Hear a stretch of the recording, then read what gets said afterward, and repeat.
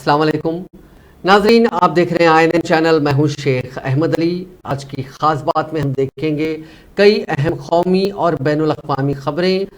उत्तर प्रदेश के मुरादाबाद के Hindu PG college में अब मुस्लिम तालिबात को बुर्का पहनकर आने की इजाज़त दे दी गई है। इसके अलावा वो क्लास में हिजाब में भी बैठ सकेंगी।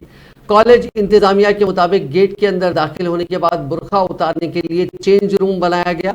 इससे कबल कॉलेज इंतजामिया ने नए ड्रेस कोड के नाम पर बुर्का पहनकर आने वाली तालिबात के कॉलेज में दाखिल होने पर पाबंदी आयद कर दी थी, जिस पर तालिबात चारशुम्बे से ही एहतजाज कर रही थी।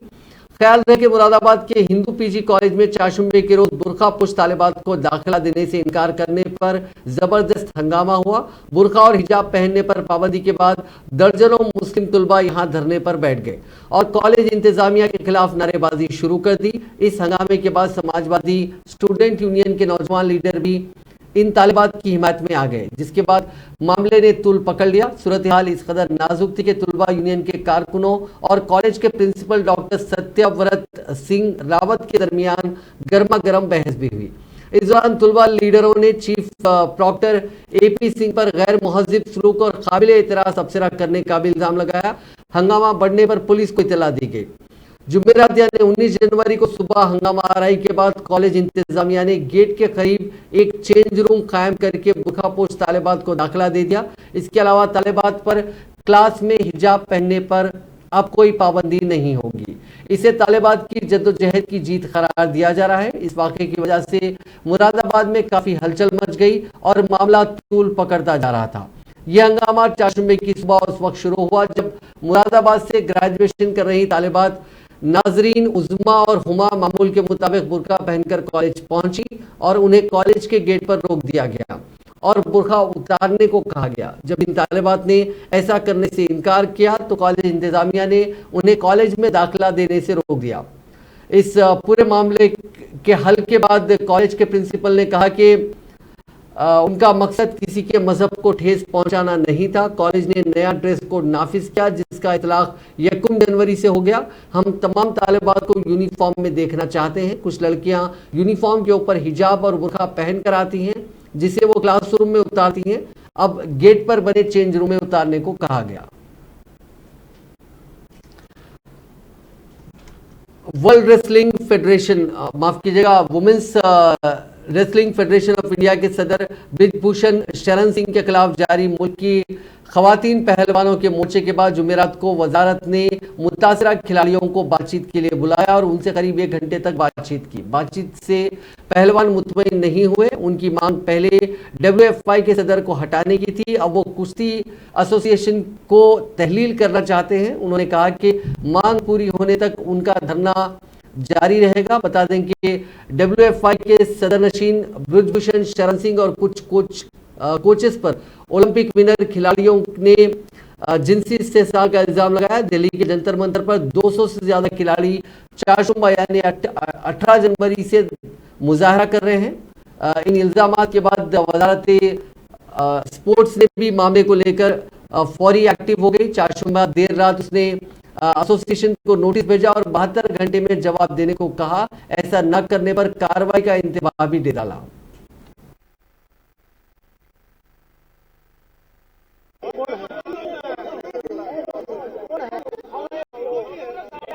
जो भी देखिए आपसे रिक्वेस्ट है, आप जो भी है आप सामने आइए। मैडम मैडम मैडम माइक किसी को नहीं मिलेगा।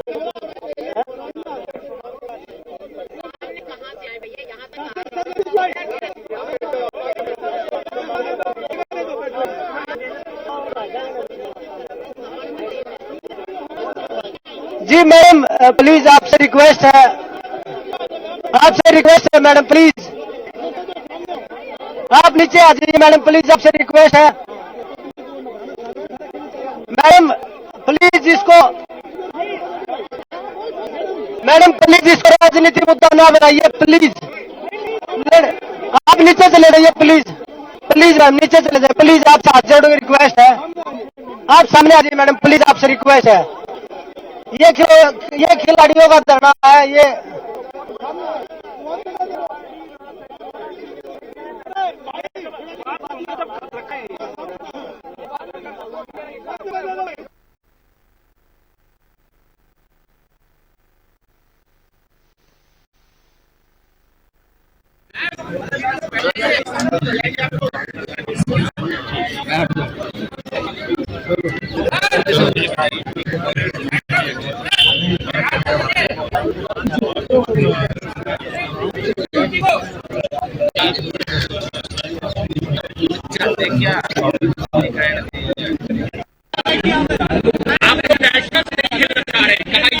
कोई निकलने का जितने आ रहे हैं कोई नहीं निकलेगा। हम खिलाड़ी सारे सीधे ओलंपिक में जाने को तैयार हैं। हरियाणा कुश्ती संघ जैसे बलभूषण सिंह जी है वैसे ही हरियाणा की फेडरेशन बना।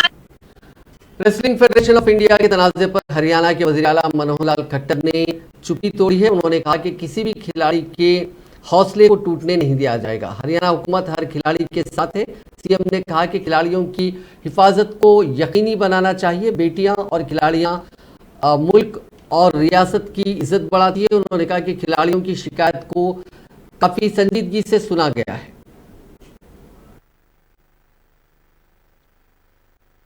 जो हमारा खेल मंत्रालय है, केंद्र सरकार, उन्होंने उस पर नोटिस लिया है। 72 घंटे के अंदर अंदर जो ये हमारा खेल संघ है, भारतीय कुश्ती संघ, इनको एक प्रकार से जवाब देने के लिए कहा है, उसका जवाब देंगे।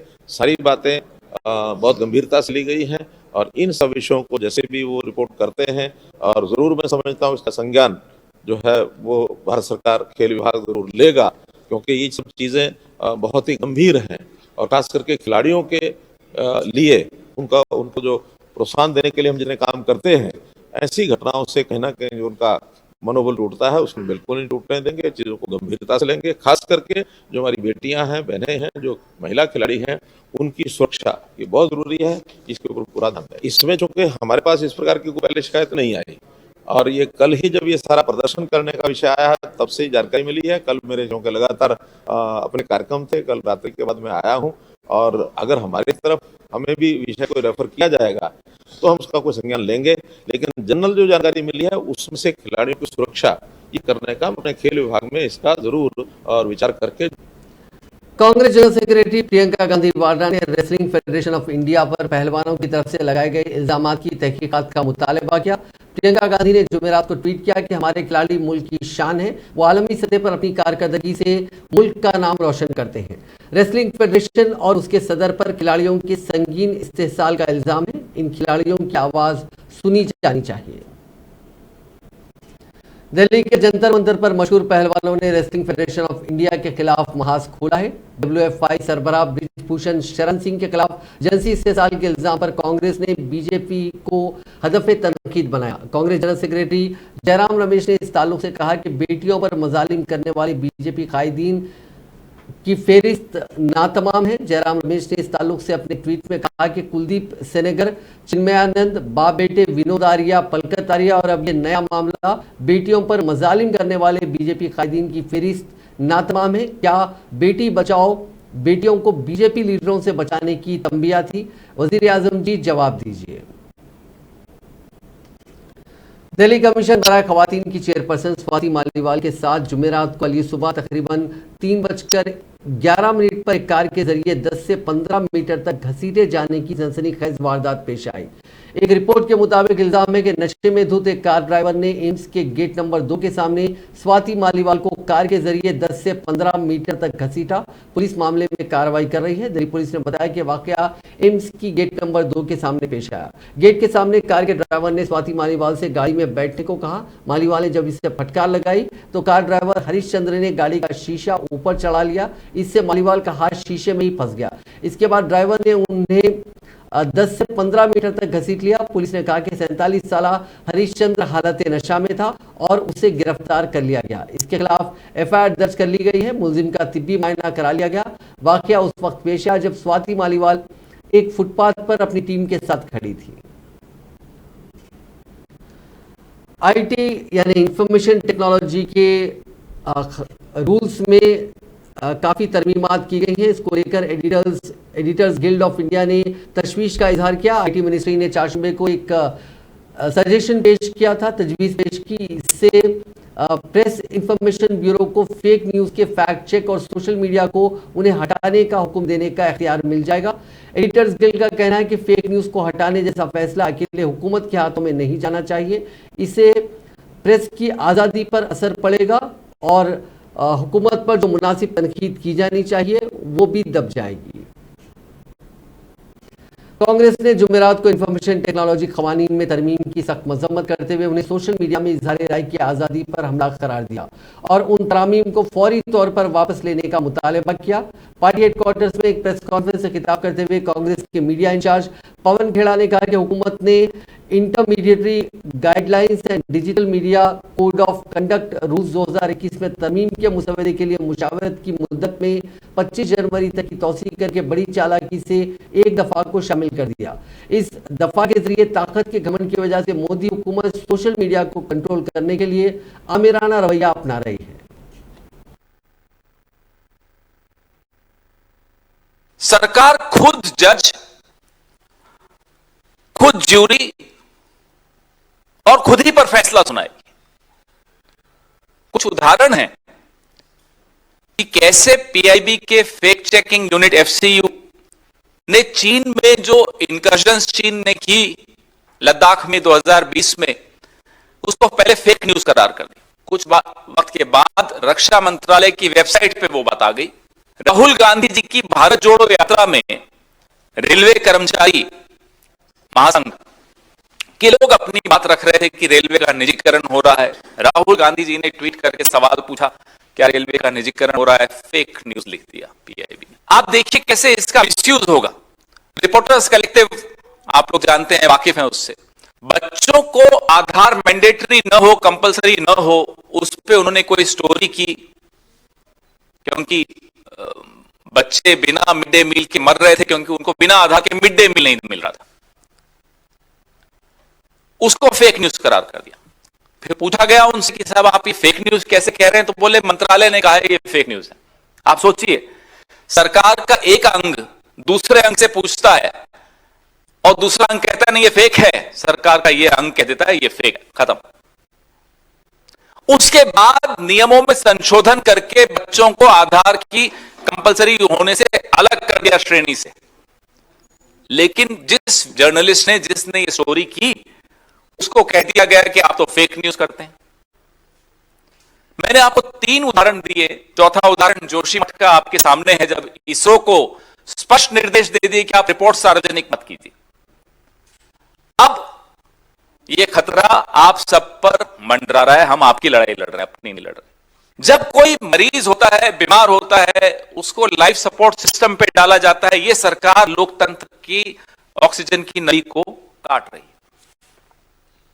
ये चाहती जितनी जल्दी लोकतंत्र खत्म हो इस देश में उतना अच्छा। और ये खतरा इतना बड़ा हो गया है अब कि अब भी अगर हम कुछ नहीं करेंगे तो कुछ करने लायक बचेगा नहीं। सरकार खुद जज, खुद ज्यूरी और खुद ही पर फैसला सुनाएगी। कुछ उदाहरण हैं कि कैसे पीआई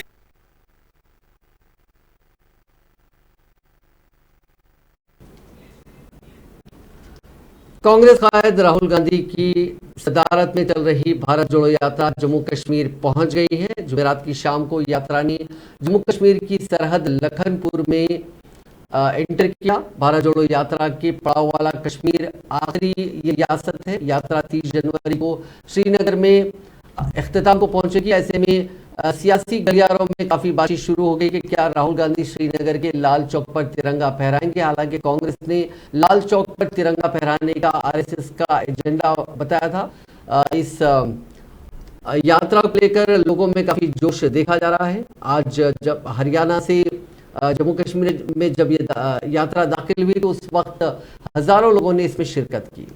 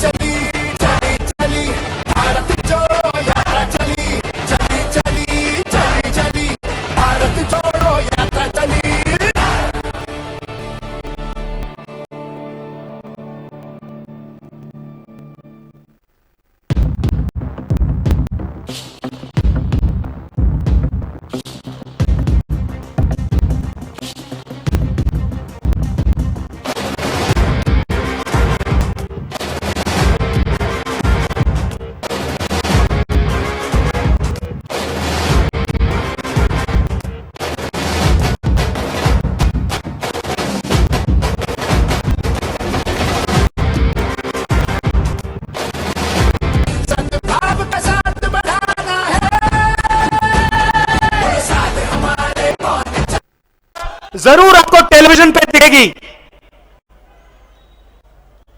जो हमारे रिपोर्टर हैं, इन पर बीजेपी के लोगों ने, इनके मालिकों ने लगाम लगा रखी है, तो उनको कहना पड़ता है।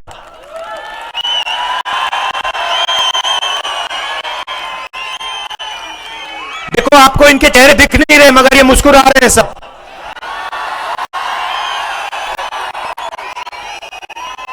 और छुप छुप के मुस्कुरा रहे हैं, कैमरा पे ना आ जाए और मुसीबत हो जाएगी। मगर ये बात समझते हैं। ये मेरे पास आए, हर स्टेट में, मजे की बात बताता हूं, हर स्टेट में ये मुझसे मिलते हैं।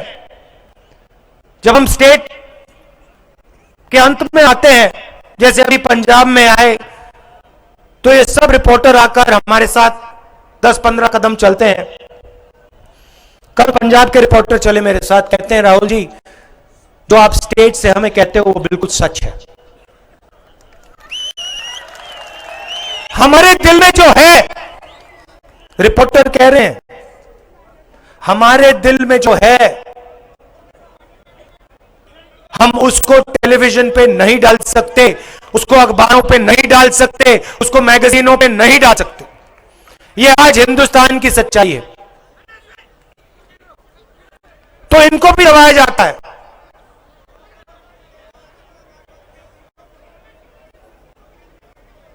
किसानों के खिलाफ 3 काले कानून बनाए गए। छोटे व्यापारियों को, स्मॉल और मीडियम साइज बिजनेस वालों को खत्म करने के लिए नोटबंदी, गलत जीएसटी, ये हथियार हैं, ये पॉलिसी नहीं है। जीएसटी का मैं आपको एक छोटा सा उदाहरण देता हूं। मध्य प्रदेश में किसी छोटे व्यापारी ने मुझे बताया, मुझसे सवाल पूछा, कहता है राहुल जी, आपको मालूम है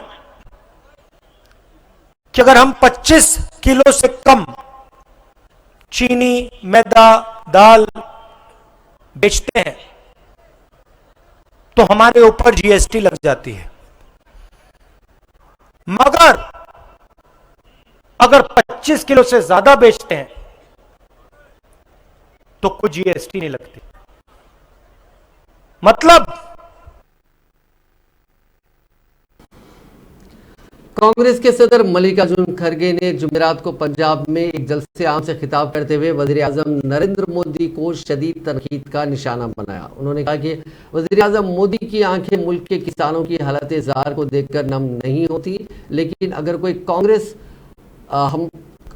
कांग्रेसी पार्टी छोड़कर उनके पास जाता है तो उनकी आंखें नम हो जाती हैं।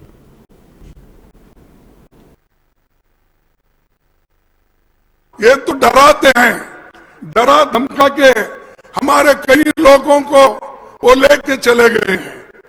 लोग जो हमको चुन के दिए, हमारे 6 सरकारें उन्होंने चोरी की। मध्य प्रदेश की चोरी की, कर्नाटक की चोरी की, महाराष्ट्र की चोरी की।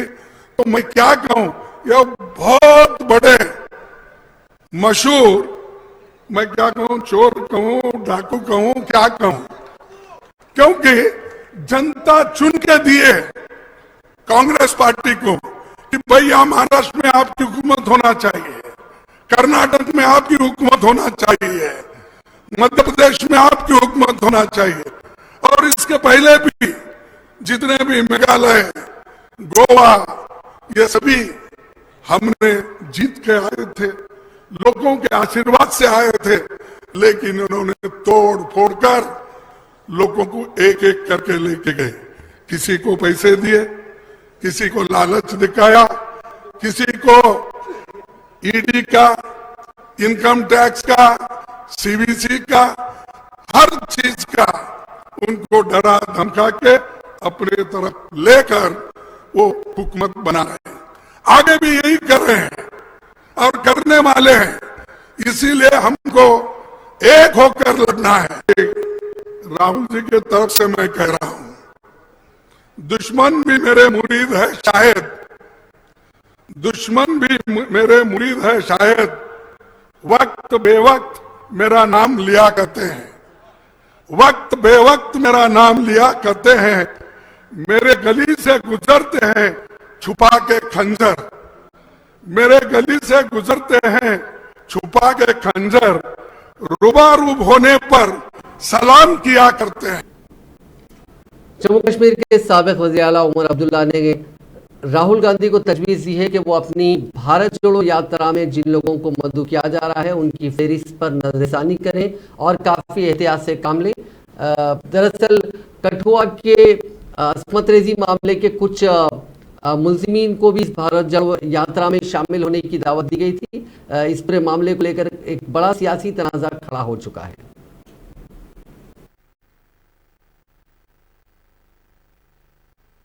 अब ये कहना गलत नहीं है, कांग्रेस को भी थोड़ा सा इसमें देखना होगा कि कहीं यात्रा का कुछ लोग व्हाइट वॉश अपने आप को करने के लिए इस्तेमाल तो नहीं कर रहे हैं। हम नहीं भूलें उन लीडरों का रोल जिन्होंने उस वक्त उस रेपिस्ट को बचाने की और विक्टिम को इसमें दोषी करार करने में जो उनका रोल रहा, जो वहां लोगों के जज्बातों के साथ खिलवाड़ जो हुआ, ये कोई छुपी हुई बात नहीं है। जी, असेंबली का रिकॉर्ड निकालिए, सारी बात सामने आ जाएगी। अब यही लीडर जो हैं इस यात्रा का इस्तेमाल करेंगे अपने आप को सेक्युलर दिखाने के लिए, मुझे लगता है ये गलत है और ये इस यात्रा के साथ एक बहुत बड़ा एक खिलवाड़ होगा। कांग्रेस अपनी काबीना के एक वजीर की जानिब से रामचरितमानस को दिए गए मुतनाज़ा बयान को लेकर नीतीश कुमार ने सफाई दी। उन्होंने कहा कि इस किस्म के बयानात से अवाम को कोई फ़ायदा नहीं होने वाला है, लिहाजा इन मुतनाज़ा बयानात से खुद को दूर रखना ही बेहतर है। उस सब तो कोई ऐसी बात ही नहीं है भाई, पार्टी की मीटिंग है ना, पार्टी की रैली न है तो पार्टी की रैली है, तो पार्टी की रैली में कोई लोगों को आमंत्रित किए गए, ठीक ही है, तो अच्छी बात अपना करें। हम लोगों को कहाँ कोई मतलब, हम लोग तो देख कर हैं कि रात दिन हम लोग इस काम में लगे हुए, तो इस बीच में कोई कहीं हमको चाहे भी तक कैसे जाएंगे, तो उसका कोई इशू नहीं है। ये मत समझिए कि वो कोई बन गया, कोई एक जगह बन गया है, कई दलों का, ऐसा कुछ नहीं है। जानते ही है कि किन्हीं कोई भी आमंत्रित करते हैं तो अपने पार्टी के मीटिंग में किसी तरह का कोई कॉन्फ्रेंस करते हैं तो लोग जाते रहते हैं। वो सब यहाँ नहीं आए मुझे, आप सोचिए ना, यहाँ नहीं आए हैं। आप सब लोग बनेगा तो आप उसके साथ जाएंगे या कांग्रेस के साथ? वो तो अलग बात है, हम पहले कह चुके हैं। अभी हमको अपना यहाँ का काम करने दीजिए और उसका तो शब्दों से हम बात कर ही चुके हैं। उसके बाद देख दिया जाएगा क्या होगा, कितने लोग एकजुट होंगे, उसके आगे हम लोग सब लग जाएंगे। और हम लोग तो बिहार में सब लग ही रहे हैं, अगल बगल अनेक लोगों से बात हो ही गई है, तो आगे देखा जाएगा।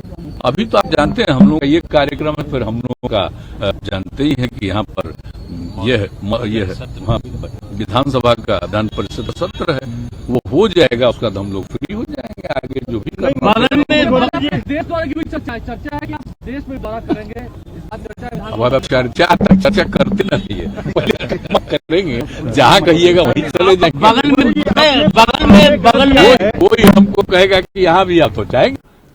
वजीर आजम नरेंद्र मोदी ने जुमेरात को कर्नाटका के गुलबर्गी और यादगीर अजला में 10,800 करोड़ रुपए की आबपाशी, पीने के पानी और सड़क की तरक्की के मंसूबों का इफ्तिताह और संग बुनियाद रखा। इस मौके पर वजीर आजम मोदी ने घरों में घरेलू नल कनेक्शन के जरिए महफूज और मुनासिब मकदार में पीने के पानी दस्तयाब कराने के मकसद को कोडिकल जल जीवन मिशन के तहत यादगिरी मल्टी विलेज स्कीम का संग बुनियाद रखा। इस स्कीम के तहत 117 MLD का वाटर ट्रीटमेंट प्लांट बनाया जाएगा। लोकार्पण हुआ है। नारायणपुर लेफ्ट बैंक कैनाल के विस्तार और आधुनिकीकरण से यादगीर, कलबुर्गी और विजयपुर जिले के लाखों किसानों को सीधा सीधा लाभ होने वाला है।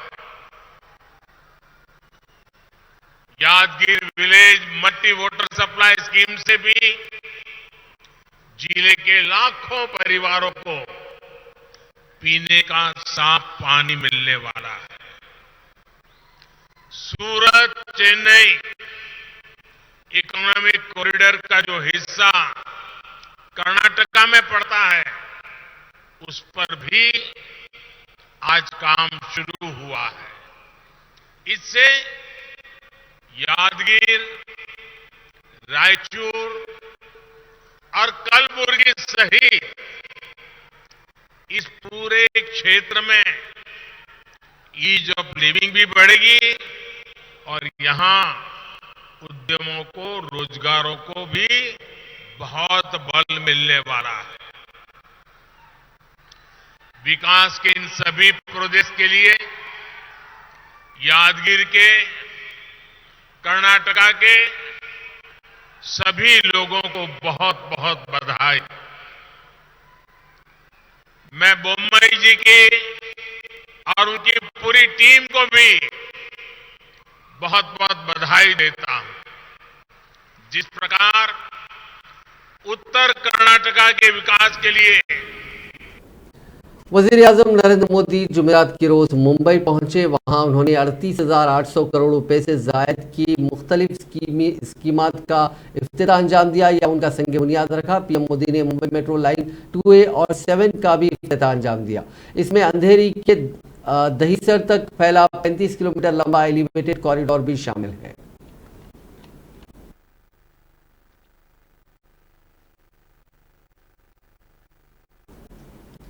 गोवा मुंबई हाईवे पर जुमेरात की सुबह 2 सड़क हादसा पेश आए। कनकवली के पास एक प्राइवेट बस के पलटने से 13 पैसेंजर्स की मौत हो गई, जबकि 23 लोग जख्मी बताए जा रहे हैं। बस में 36 लोग सवार थे। उधर एक कार और ट्रक की टक्कर में 9 लोगों की मौत हो गई। इसमें एक 4 साल का बच्चा भी शामिल है। बिहार के वैशाली जिले की 2 लेडी कांस्टेबल्स की हिम्मत ने बैंक को लूटने से बचा लिया। बैंक में लूट के मकसद से आए 2 मुलजिमीन ने 2 क्रिमिनल्स ने उन पर पिस्तल तान दी, लेकिन वो डरी नहीं। हिम्मत दिखाते हुए लुटेरों से भिड़ गई। उनके बीच हाथापाई शुरू हो गई। इसी दौरान एक लेडी कांस्टेबल ने राइफल लोड कर दी। इससे घबराकर लुटेरे भाग खड़े हुए। उस वक्त बैंक में 10 लाख रुपए कैश था। यह वाकया जुमेरात को जिले के सदर थाना पुलिस स्टेशन के हुदूद के सिद्दूरी इलाके का है। 2 बाइकों पर सवार 5 बदमाश बैंक पहुंचे थे। इस वाकये के बाद बाइक छोड़कर वो भाग गए। लुटेरों से लड़ रही दोनों लेडी कांस्टेबल का वीडियो भी सामने आया। बाद में पुलिस अफसर मौके पर पहुंचे।